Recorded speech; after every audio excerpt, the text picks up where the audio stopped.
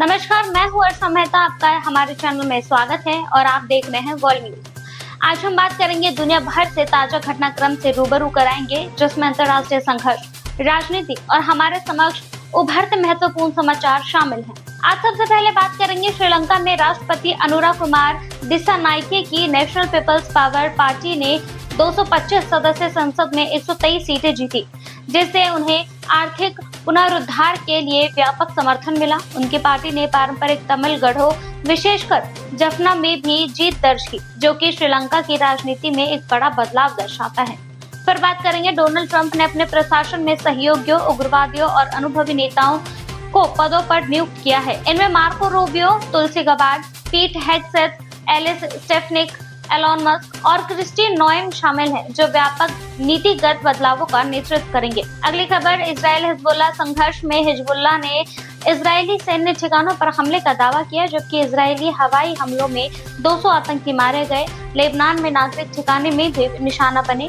बढ़ते संघर्ष ने क्षेत्रीय स्थिरता खतरे में है। फिर बात होगी, न्यूजीलैंड में विवादास्पद बिल माओरी अधिकारों पर बहस छेड़ता है, जो 1840 की वेटांगी संधि के तहत है। प्रधानमंत्री लक्सन के समर्थन के बावजूद बिल अलोकप्रिय है और माओरी सांसदों व जनता ने विरोध में प्रदर्शन किए हैं।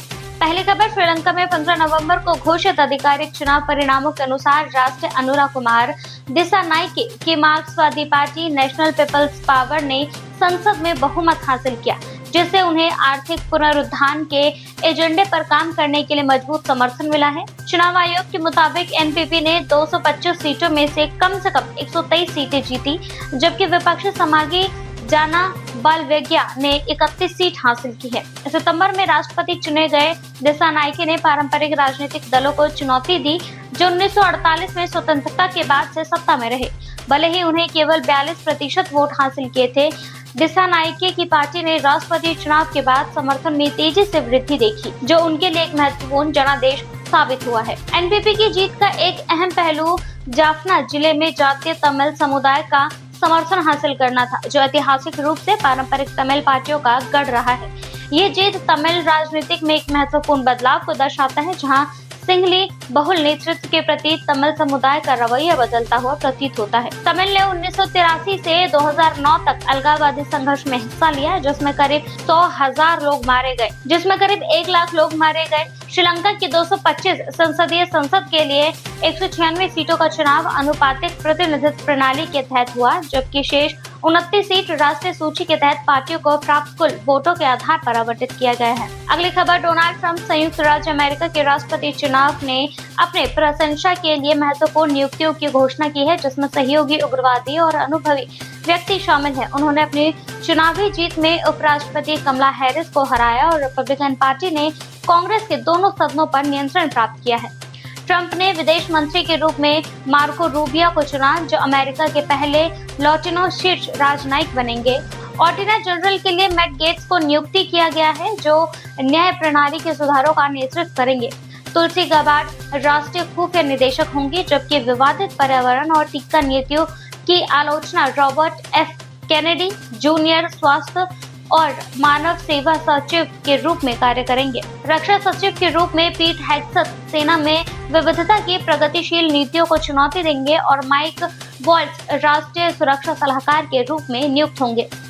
एलिस स्टेफनिक संयुक्त राज्य राजदूत होंगे, जबकि एलोन मस्क और विवेक राजस्वामी सरकारी दक्षता विभाग का नेतृत्व करेंगे।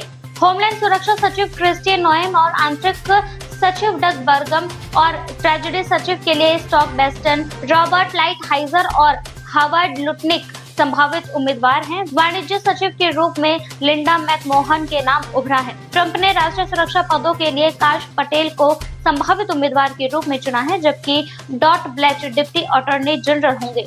इन महायुक्तियों के उद्देश्य प्रशंसकों को अधिक कुशल बनाना और ट्रंप के दूसरे कार्यकाल को नीतियों को प्रभावी ढंग से लागू करना है। अगली खबर, इजरायल और हिजबुल्लाह के बीच चल रहे संघर्ष ने दोनों क्षेत्रों में तनाव बढ़ा दिया है। हिजबुल्लाह ने लेबनान सीमा से लगभग 120 किलोमीटर दूर तेल हैम सैन्य अड्डे और इजरायली सेना के खुफिया विभाग पर गुणात्मक मिसाइलें के हमलों का दावा किया है। संगठन ने किरियात शबोना बस्ती में लेबनान सीमा के पास अन्य समुदाय पर रॉकेट हमले भी किए। इजरायली सेना ने इन दावों पर कोई आधिकारिक प्रतिक्रिया नहीं दी है। अल जजीरा की रिपोर्ट के अनुसार हिजबुल्लाह ने हाल के दिनों में इजरायली सेना पर 30 से अधिक हमले किए हैं। वहीं लेबनान के बलबेक हॉर्मोल प्रांत में इजरायली हवाई हमले में नागरिक सुरक्षा केंद्र पर निशाना बनाया, जहां 20 लोग मौजूद थे। घटनास्थल के 12 शव बरामद किए गए हैं, जबकि मलबा हटाने का कार्य जारी है। इजरायली रक्षा बल के अनुसार हाल के हवाई हमलों पर 200 हिजबुल्लाह आतंकवादी मारे गए और 140 रॉकेट लॉन्च नष्ट किए गए। आईडीएफ ने दावा किया है कि ये लॉन्चर इजराइल के नागरिक इलाकों में दक्षिणी लेबनान में सैनिकों के लिए गंभीर खतरे हैं। इन संघर्ष ने मानव हानि और बुनियादी ढांचे के नुकसान के साथ साथ क्षेत्रीय स्थिरता पर गंभीर प्रभाव डाला है, जिससे इस संघर्ष का समाधान आवश्यक हो सके। अगली खबर, न्यूजीलैंड में एक विवादास्पद बिल पर विवाद हुआ, जिसमें 1840 की वेटांगी संधि के तहत माओरी अधिकारियों की परिभाषा पर बहस छिड़ी। इस संधि में ब्रिटिश शासन के बदले में माओरी को भूमि अधिकार के हित संरक्षण का वादा किया था।